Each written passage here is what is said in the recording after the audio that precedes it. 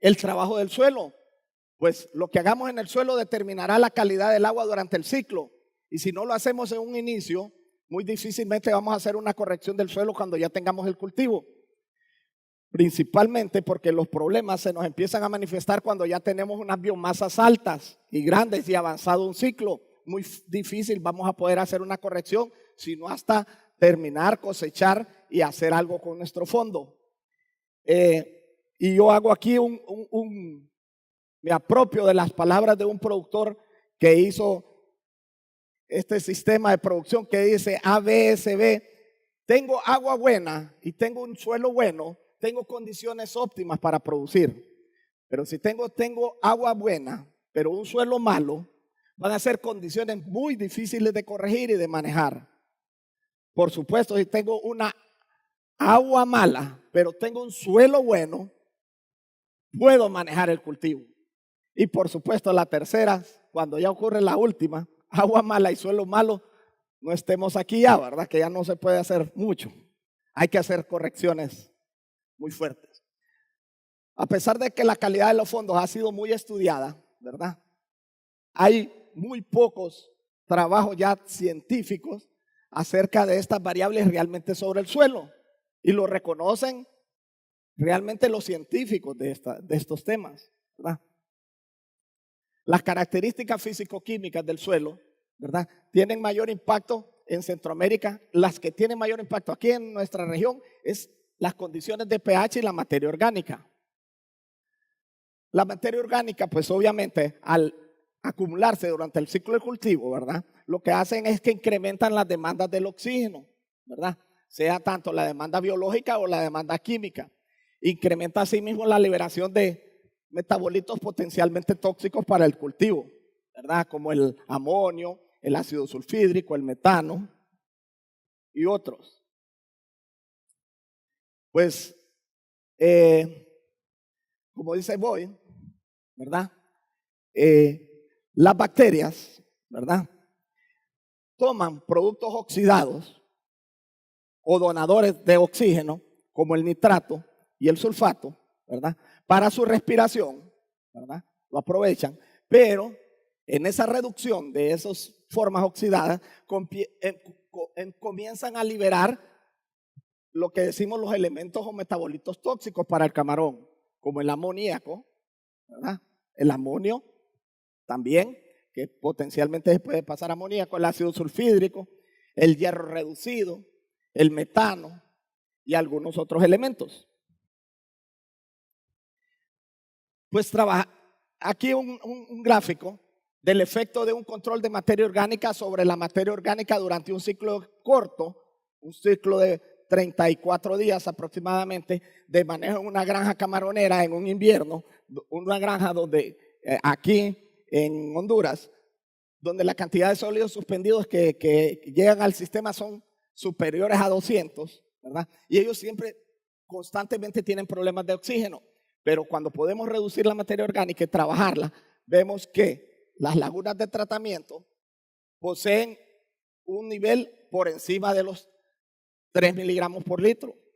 Por supuesto, esto considerando las horas de la madrugada. De igual manera, una laguna más, donde vemos que los eventos, si bien en este periodo fue mayor, pero los eventos posteriores fueron mayores, esta laguna incluso tuvo menos eventos que el gráfico anterior, con niveles superiores al 3. Este es un efecto del tratamiento del suelo sobre el nitrógeno amoníaco, reflejado en nuestra herramienta de sistema de gestión de calidad del agua que hemos diseñado, donde podemos ver, ¿verdad?, que los niveles de nitrógeno, principalmente el amonio, ¿verdad?, se mantienen por un tiempo en un índice de verde, ¿verdad?, mientras que en una laguna sin tratamiento presente el amonio, niveles rojos, ¿verdad? Esta es una herramienta que hemos diseñado de gestión, ¿verdad?, donde le damos un promedio a los valores. La anterior tiene un promedio durante ese ciclo que estudiamos, tiró un índice de 81% de calidad del agua. La que no tuvo tratamiento al suelo tuvo 54. Simplemente no trabajar el fondo hace una diferencia. Aquí igual sobre el fitoplancton de una laguna tratada, incidencia sobre la laguna, ¿verdad? Igual un índice de 68% para la laguna con tratamiento de suelo, ¿verdad? Muestra de interferencia, como digo, de suelo sobre columna de agua, mientras que una laguna no tratada, un índice de 20%. Estos datos son de este año, de un ciclo recién pasado. El pH, pues igual, el pH es un parámetro pues, de impacto, ¿verdad? Muy importante en la calidad del agua y, por supuesto, en el bienestar del organismo de cultivo, ¿verdad? Como podemos ver las condiciones, ya condiciones de crecimiento menores y condiciones críticas, ¿verdad? A medida que se va acidificando. Pues el ion hidrógeno interviene en diferentes reacciones, de manera favorable o de manera negativa, dependiendo del metabolito que queramos ver. En este caso, en el caso del nitrógeno amoniacal, vemos que su condición, hacia un pH básico, pues nos causa problemas con el amonio. El nitrógeno amoniacal tiende a convertirse en amonio no ionizado, ¿verdad? Que es el potencialmente tóxico. Mientras que hacia la acidez tiene la tendencia a mantenerse como amonio ionizado, el cual no va a causar problemas. Sin embargo, no quiere decir con esta gráfica y solo este parámetro que el pH sería bueno que estuviera ácido. Vemos otro ejemplo de un cuadro aquí donde estudian el ácido sulfídrico, que es inversamente a lo que pasa con la fuente amoniacal. Si el pH tiene tendencia hacia basificarse, pues el ácido sulfídrico no ionizado, ionizado tiende a ser mayor, o sea, tiende a ser más amigable si el pH tiende hacia la basificación. Pero si va hacia acidificación, el pH va hacia basificación, el ácido sulfídrico se vuelve potencialmente tóxico pasando a la forma no ionizada. De igual manera, como puse estos dos parámetros, el pH tiene influencia sobre otros parámetros de la calidad del agua, sobre la alcalinidad, sobre el fitoplancton, sobre el oxígeno, sobre el carbono orgánico, sobre el balance iónico, sobre el potencial redox. Interactúa con cada uno de estos parámetros. De igual manera también, interactúa también con la parte biológica, ¿verdad? El pH del suelo es un criterio muy importante para ver la capacidad del trabajo de las bacterias nitrificantes, ¿verdad? Las bacterias nitrificantes trabajan en un pH en condiciones casi básicas o básicas. De 7.5 a 8.5 son las mejores condiciones para bacterias nitrificantes, ¿verdad? Y en condiciones de pH ácido, es otro tipo de bacteria la que va a predominar. Lastimosamente son bacterias que trabajan sobre el azufre o el hierro, pero poniéndolo a disposición en forma nociva. Entonces también sobre la actividad microbiológica tiene interacción el pH. Pues tomando como base esto del pH, hicimos un trabajo de validación del efecto del nitrato de sodio y el silicato sobre los pHs en las condiciones del Golfo de Fonseca, ¿verdad? El Golfo de Fonseca se caracteriza porque en la zona norte, que le llamo yo, del Golfo, que sería de la zona de punta, de la boca de Río Viejo hacia frontera El Salvador, por años que hemos estado trabajando, hemos podido diferenciar que es una zona con características de pH ácidos, ¿verdad? Con altas concentraciones de hierro y aluminio. Pues entonces desafiamos esto, hicimos un trabajo para que ya no fuera de campo. De campo sí ya lo hemos hecho, pero queríamos validarlo. Entonces usamos, como les repito, nitrato de sodio y silicato para hacer correcciones de pH. ¿Cómo activa el nitrato de sodio? Pues obviamente, como hablé anteriormente, es un donante de oxígeno, ¿verdad? Y las bacterias respiran. Su reacción en la respiración bacteriana es que nos produce CO2 y agua. Y esto al final hace bicarbonato. Y por supuesto el efecto es basificante. Por lo cual cuando uno está trabajando estos productos, pues definitivamente usted debería de prescindir de usar cal o carbonato porque va a tener un efecto favorable y económico, ¿verdad? Como lo dice el doctor Boyd. Ahí vemos un trabajo, como les digo, en campo hemos hecho trabajos diferentes. Esto fue en 2005 en Belice. En Belice las condiciones son también de pHs con condiciones ácidas. Y como al inicio del cultivo, los pHs eran de 6.6, 6.9 y al final de un periodo tuvieron tendencia hacia básico. Ahí vemos el suelo antes y después, un suelo rojo al inicio, ¿verdad? Y ya después hasta el color del suelo cambió. ¿Cómo actúa el silicato? Pues simple, ¿verdad? Realmente es puro intercambio de catiónico, ¿verdad? Separando las formas de fosfato de aluminio o fosfato de hierro, ¿verdad? Y intercambia el fósforo por el aluminio, ¿verdad? Y de esa manera lo hace también con el hierro, ¿verdad? El anión del ácido monosilícico puede reemplazar el anión fosfato del calcio, del magnesio, del hierro o del aluminio. Esta es la forma como trabaja el otro producto, el silicato. La toxicidad del aluminio y el hierro, entre otros metales pesados, también se puede suprimir con el ácido monosilícico. Los estudios Birchall y Bocharnikovac y también Hiller dice que el silicio tiene definitivamente un efecto sobre el pH del suelo. Entonces nosotros tomamos ese fundamento teórico e hicimos un trabajo cuyo objetivo era medir los efectos del producto Aquaplus, de la línea Aquaplus de nosotros para suelos en condiciones ácidas. Queríamos ver la efectividad del nitrato de sodio, del silicato, de una combinación de ambos sobre parámetros como pH, hierro y ORP al inicio y posteriores a las aplicaciones. Y bueno, queríamos ya poner un modelo estadístico de medición, el cual es muy difícil hacerlo en condiciones de cultivo. En condiciones de campo es muy difícil hacerlo, como lo saben ustedes, porque muy difícil conseguir 4 lagunas homogéneas iguales y que las podamos sembrar a la misma densidad, etcétera, etcétera.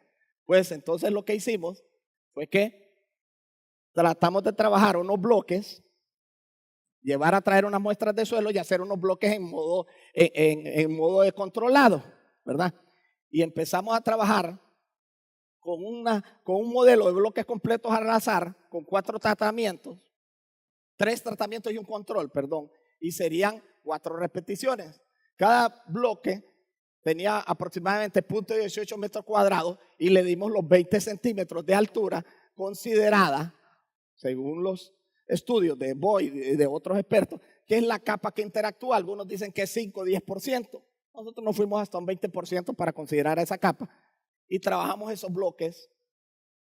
Hicimos los bloques y le dimos su número e hicimos los tratamientos buscando ver qué hacemos, el resultado y validar lo que estábamos proponiendo. Se aplicaron una dosis, el tratamiento 1 fue 200 kilogramos, de nitrato de sodio, ¿verdad? Y el tratamiento 2 fueron 200 kilogramos solo de silicato. Y el tratamiento 3 fue una combinación de ambos a mitad de dosis, 100 kilos de silicato y 100 kilos de nitrato de sodio. Tercero es el que más nosotros por práctica y experiencia hemos recomendado más en nuestros manejos al suelo y hemos tenido buenos resultados, pero igual lo queríamos validar. Bueno, se realizaron las aplicaciones y lo medimos durante un periodo de 22 días. El método preparábamos, medíamos, poníamos los parámetros y aquí los resultados finales, ¿verdad?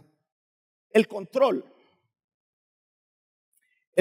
comenzó en un pH de 6.11 y terminó en un pH de 5.27, más bien tuvo tendencia hacia acidificación, ¿verdad? Los otros tratamientos sí hubo una reducción, un incremento, perdón, en el pH, un incremento en el pH en todos los tratamientos. Y ahí hay un gráfico que nos demuestra cuáles fueron los resultados, que aunque se mira el tratamiento 1 mayor que el tercero, porque vio el valor final más alto, no es el mejor tampoco. Todos los tratamientos aplicados tuvieron un efecto significativo sobre el pH del suelo. El tratamiento 1 presentó el valor más alto al final. Sin embargo, el tratamiento 3 fue el que sí incrementó más, porque su nivel inicial era más ácido, si lo queremos llamar así, en sencillo. Entonces, realmente el tratamiento 3 sobre condiciones de pH fue el que mejor resultado tiene, que es la combinación de ambos. El control, a pesar de ser el valor de pH inicial más hacia básico o menor de acidez, tuvo tendencia más bien a reducirse.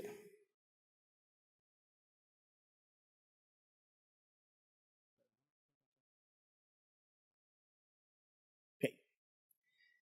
El costo de este tratamiento realmente no es alto, tomando aún en consideración la aplicación y el costo de producto, contrario a la aplicación de un carbonato de calcio y magnesio, que es el apropiado para corregir pHs. El costo del carbonato de calcio y magnesio realmente para corregir pH sí es alto, porque las dosis realmente son altas. Cuando hablamos de niveles desde 5.5 para llevar a 6.5, la cantidad sí es significativo. Esto ya son trabajos ya de Shesper-Klaus desde 1933, por supuesto. Es la misma tabla que utiliza Klaus Boy. Mi fuente fue una conferencia que nos dio Vinatea aquí en el 2011, ¿verdad? Y podemos ver que realmente para pasar de 5 hasta 6, este nivel lleva 5.370 más 3.580 kilogramos de carbonato para realmente tener influencia sobre ese pH. En el caso de la corrección de hierro, de igual manera, el tratamiento 1 fue el que presentó el nivel de reducción mayor. El control tuvo un muy buen resultado también en la reducción de hierro. Como podemos ver en el gráfico, el tratamiento 1 fue el único diferenciado. No hubo diferencia significativa entre el 2 entre el 3 y el 1, y el 3 fue menor. Sin embargo, quiero aclarar que lo interesante aquí es entender que la disminución del control nos indica que definitivamente un buen periodo de secado y de remoción de suelo podría ayudar a bajar los niveles de hierro, porque por supuesto fueron unos bloques separados donde podía tener aireación el suelo, el bloque que teníamos, y tuvo merma en el nivel de hierro. Sobre los niveles de ORP, que esto está relacionado algo con materia orgánica no mineralizada. Pues el tratamiento, todos tuvieron cierto control. Los niveles iniciales fueron valores negativos en millivolts, ¿verdad?, de esta muestra. Sin embargo, quiero comentarles que si bien estos valores no son, hemos encontrado valores triplicados de estos en algunos suelos aquí en la región, pero bueno, el mejor resultado como oxidante definitivamente confirmamos que sigue siendo el nitrato de sodio, el de valores como mejor oxidante que existe aún en el mercado. El control también tuvo valor de oxidación. Nada. Simplemente secado y aireación. Por supuesto, en campo estoy hablando de condiciones controladas. En campo de cosecha, entre ciclo y ciclo, solo tengo 2 o 3 días. Es utópico pensarlo. Fincas que están en sistema de producción continuo, muy utópico pensar que va a ocurrir así de esta manera. Pero fincas que pueden dejar 60 días al sol trabajar y pueden hacer una buena remoción de sus suelos, podría ser.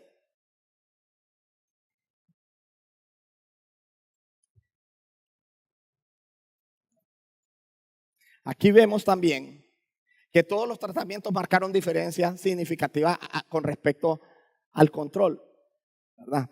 El T1, que fue el nitrato de sodio, fue el que mejor presentó nivel de oxidación, ¿verdad?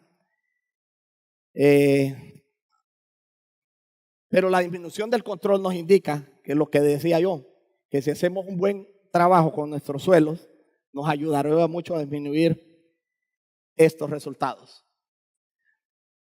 Recomendaciones nada más, yo digo, bueno, todos resultaron que actúan.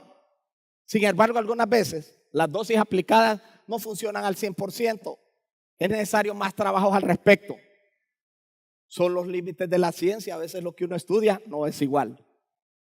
Y la segunda recomendación que daría es que creemos alianzas estratégicas de investigación.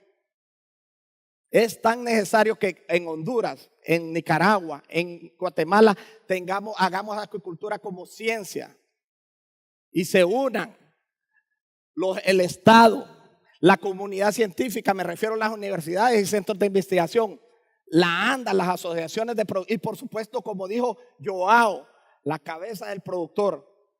Hagamos ciencia, ya no nos basemos a lo que asumimos. No es tan difícil en realidad. Muchas gracias.